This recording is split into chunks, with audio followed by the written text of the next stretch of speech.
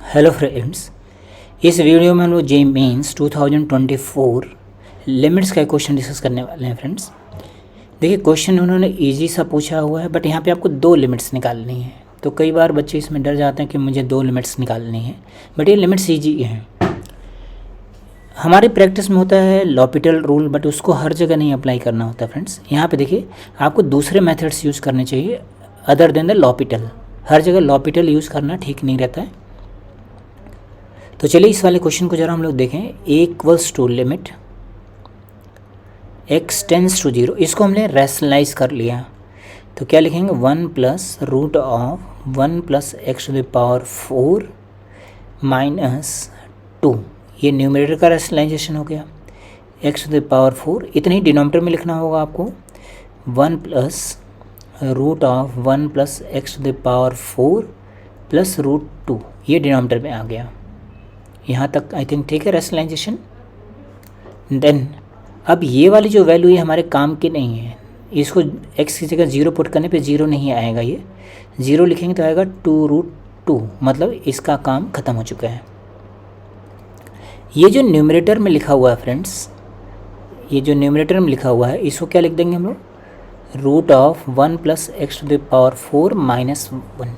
इसको फिर से रैशनलाइज कर लिया तो आएगा a equals to limit x tends to 0 root of 1 plus x to the power 4, ये रैशनलाइज कर लिया हमने, minus 1 upon x to the power 4, फिर ये वाला 2√2 इंटू इसका कॉन्जुगेट हमने डिवीजन में लिखना होगा, 1 plus x to the power 4 plus 1। ये मान के मैं कैलकुलेशन कर रहा हूँ फ्रेंड्स कि आपको रैशनलाइजेशन आता होगा।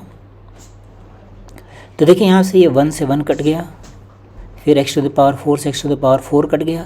अभी आपने x की जगह पे 0 डाल दिया, x के प्लेस पे 0 लिखेंगे तो आंसर आ गया हमारे पास 4√2। ये हो गई हमारे पास a की वैल्यू।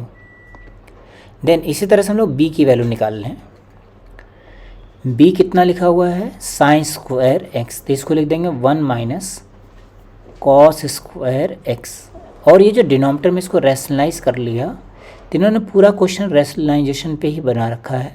आप लॉपिटल अप्लाई करेंगे तो आपको दिक्कत होगी। ऐसे न्यूमरेटर में इसको लिखा, मतलब यहाँ लिमिट भी लिखना होगा, b equals to limit x tends to 0, तो आएगा √2 root of 1 plus cos x, ऐसा लिखेंगे। अब ये वाली चीज़ हमारे पास फिर से काम की नहीं है।